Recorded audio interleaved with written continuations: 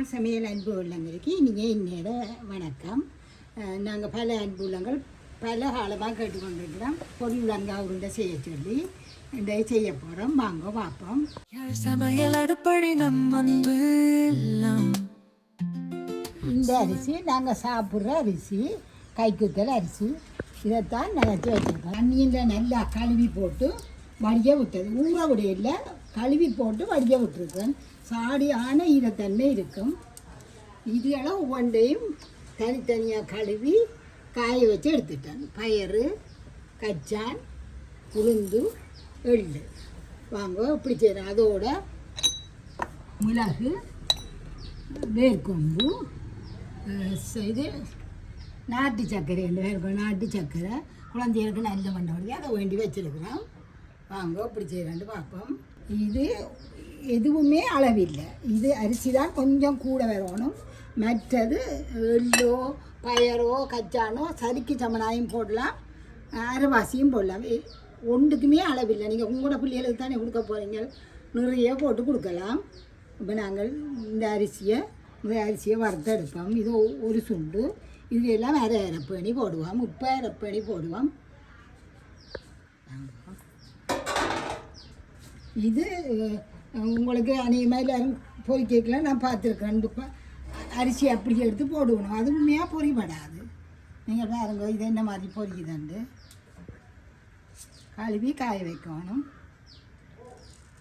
இது இந்த இந்த குழந்தை புள்ளிய என்ன பேருன்னு உண்மையாக சரியாக தெரியாத வழியாக நாங்கள் பொறி விளாங்காய் என்றோம். இது பொறி, இது உண்மையாக பொருள் விளங்கா உருண்டை. இதில் நாங்கள் என்ன பொருள் போடுறோம்னு தெரியாத ஒரு உருண்டை.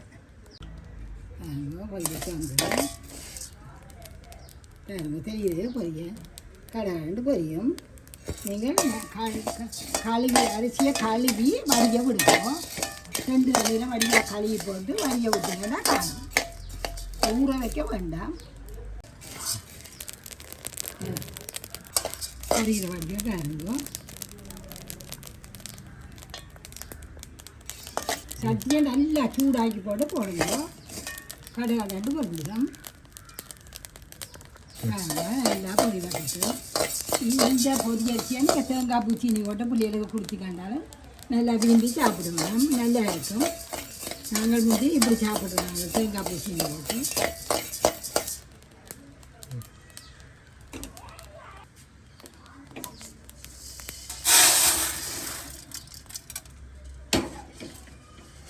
இன்றைக்கு வந்து கொஞ்சம் கொஞ்சமாக தான் செய்ய போகிறோம்.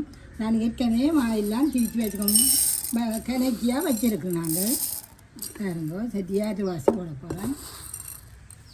இதுக்கு அளவில்லை, நீங்கள் இவ்வளவும் போடலாம். உங்களோட பிள்ளைகளுக்கு தானே கொடுக்க போகிறீங்க. இப்போ நான் கொஞ்சம் கொஞ்சமாக திரிக்க போகிறேன். பாருங்க இவ்வளோ தான் எல்லாத்துலேயும் எடுக்க போகிறேன்.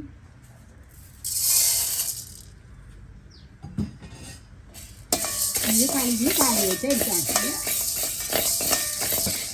அந்த உளுந்து நல்லா மணக்கில் இந்த வாசல் இருக்காங்க இறக்குங்க. கரைக்கி போடாதேங்கோ. அப்படி இறக்கி எல்லாத்தையும் மேலே பண்ணி போடுவோம். இதுகளெல்லாம் நீங்கள் இவ்வளவு வந்து கணக்கே பார்க்க தேவையில்லை. மூடி குறைஞ்சா ஒரு சொண்டு போட்டாலுமே பிரச்சனை இல்லை. உங்களோட பிள்ளைகளை தான் கொடுக்க போகிறீங்க. உளுந்து கூட போடலாம். இதில் ஒன்றுமே நான் தோல் எடுக்க மாட்டேன். இப்படியே அரைப்பேன் மிஷினில் கொடுத்து. பயரம் நிறம் மாறிட்டு பாருங்க. நீங்களும் அப்படி இதெல்லாம் பாயில் எடுத்து போட்டு பார்த்தீங்கன்னா தெரியும். நடந்து இருக்கும். கச்சான் கொஞ்சம் கூட வாயும் போடுங்க. கூட போட்டாலும் பரவாயில்லை. பிள்ளைகளுக்கு தான் கூட போடுவோம். பிள்ளைகளுக்கு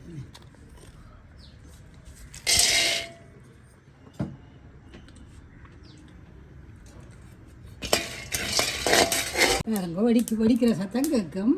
வந்து கழுவிடாமல் 2 நிமிஷம் வேண்டி போட்டு எடுத்து தோலை அப்படி கையால் உடிச்சு பார்த்தீங்கன்னா நிறம் மாறி மெல்லிய ப்ரௌன் கலரில் வந்துருக்கும்.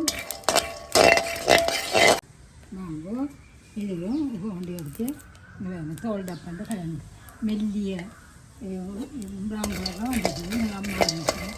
நிறம் மாறிக்கும். இறக்கி ஆரம்பிக்கும்.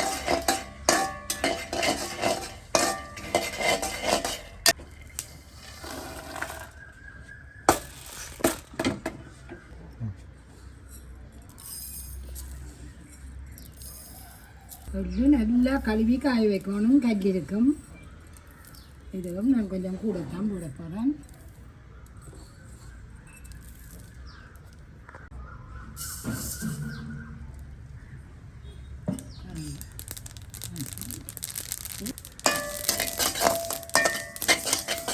கை விடாமல் இருக்கும். ரப்பாண்டு வழிபாட்டுறோம். இப்போ கொஞ்சம் கிள்ளி வேக்கில் போட்டு போய் பார்த்துட்டுனா உங்களுக்கு தெரியும். நடுண்டு இருக்கும்.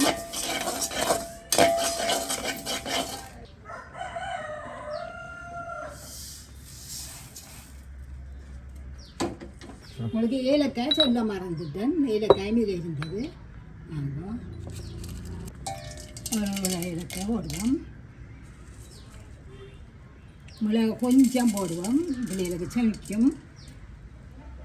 வேர்க்கொம்பு நல்லா தோல் சீவி பாருங்க. நல்லா சீவி போட்டு தட்டி வச்சிருக்கிறேன். நல்லா உரலுக்குள்ள போட்டு தட்டி இப்படியா கையால் அமர்த்தலாம். இப்படியே வறுத்துருக்க எடுப்போம். இது பிள்ளைகள் செவிப்பாடு இதுக்கு தான் இதை போடுறேன். நான் உங்களுக்கு ஏற்கனவே சத்து மாவு போட்டு வச்சுருக்கேன் பாருங்க. அந்த சத்து மாவுலையும் எடுத்துமே நீங்கள் நாங்கள் இதே மாதிரி செய்யலாம். அந்த மாவில் கொஞ்சம் எடுத்து இதே மாதிரி செய்யணும். சக்கரை பால் காய்ச்சி ஊற்றி செய்யணும் பாருங்க. இப்போ நான் அடுப்பை நிப்பாட்டி போட்டு இந்த ஏலக்காயில் பார்க்க தெரியும். நல்லா பொறுமை வந்துடுது. இதையும் தாண்டி இதுக்கெல்லாம் போட்டுட்டு நாங்கள் போய் இதை கொடுத்து விட போகிறோம். பிள்ளைகிட்ட அரைச்சி அரிச்சு கொண்டு வர விடாம். எல்லாத்தையும் கலக்கு நல்லா ஆற விட்டுட்டு அரைச்சாலும் நல்லா கலந்து நல்லா ஆற விட்டுட்டு அரைப்போம். அரைச்சி இவ்வளோ அளந்து தான் நாங்கள் சர்க்கரை போடுவோம். ஆமாம், பிள்ளைகள் அரைச்சி கொண்டு வந்துட்டோம். இதையும் இவ்வளவு கட்டையும் வந்தது. இதை நாங்கள் கோழியண்டு சாப்பாட்டில் கலந்து விடுவோம். இப்போ இதை நாங்கள் அளந்து பார்க்கல எங்களுக்கு 3 படி மாலை வருது. சரியா 3 படி வருது. அப்போ நாங்கள் இதுக்கு 1.5 படி அந்த சர்க்கரை போட்டு பாகு காய்ச்சுவோம். வாங்க, 1 படி 1.5 படி சர்க்கரை போடுவோம். இதுக்கு இது இந்த மட்டத்துக்கு தண்ணி நாங்கள் பாகு காய்ச்சோணும். அதனுடைய கணக்கு கணக்க விட்டிங்கன்னா கண்ணீரம் செல்லும். இவ்வளோ காணும். இதுக்குள்ள நாங்கள் இந்த இந்த சுவைக்கு கொஞ்சம் உப்பும் போடுவோம். இப்படியே வச்சு இந்த பாகு காய்ச்சுவோம். பாகுண்ட பருத்தி வைக்க பார்ப்போம். தண்ணிக்குள்ள விட்டு தான் பார்க்கணும். கரையுது பாருங்க. விட்டோடனே கரைஞ்சி கொண்டு போகுது. இது இல்லை பதம். கொஞ்சம் நேரம் கலக்குவோம். இப்போ பதத்தை பாருங்க. ஒரே இடத்துல நிற்கிது. கரைஞ்சி போகுது. இதை நாங்கள் அடுப்பணிப்பை பாருங்க. உருட்டி கையில் எடுக்கக்கூடிய பதமாக இருக்குது. இதுதான் பதம். நீங்கள் கையில் எடுத்தீங்கன்னா பாருங்க கையில். இப்போ அடுப்பணிப்பாக போட்டு இந்த கரண்டியால் எடுத்து சுற்றி விட்டு விளாடுவோம். கெதியாக பிடிக்கணும். பிடிக்கிறதான் கொஞ்சம் சிரமமாக இருக்கும். நீங்கள் இப்போ என்ன செய்யணும்னா தட்டி போட்டு ட்ரெயில் தட்டி போட்டு சின்ன சின்ன சாத்திரமாக வெட்டுங்க. சரியான கஷ்டம் உருட்டுறது.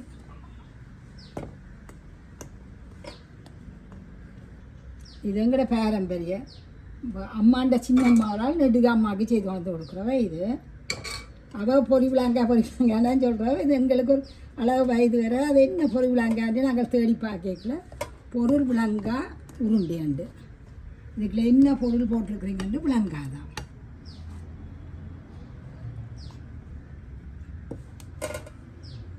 ஒவ்வொரு பக்கமாக போட்டு கொஞ்சம் கொஞ்சமாக போட்டுட்டு புரியுங்க. இந்த கொஞ்சம் மாவு எடுத்து வச்சா அதை கையில் விட்டு உருட்டுங்க. நல்லா உரைக்கி அமர்த்தி உருட்டணும். அதை முந்தியங்கிற அப்பம்மா அவையில் சொல்லணும்னா தாங்கள் இந்த உண்டால் அடித்து தானே இதை உடைச்சி சாப்பிட்றலாம். அவ்வளோத்துக்கு இருக்கமாக இருக்குமா.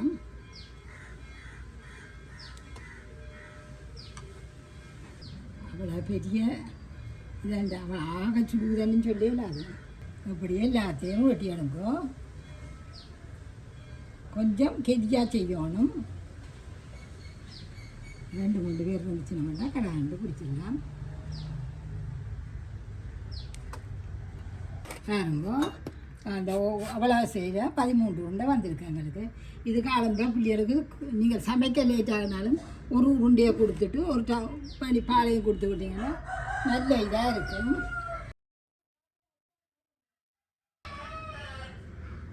நல்லா இருக்கு.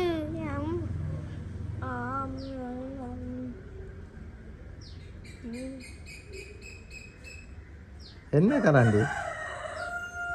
என்ன கராண்டி இது? இது என்னன்னா தேன் கரண்டி. சமையல் அடுப்படி நம்ம எல்லாம் சுவை மணக்கும் விரல்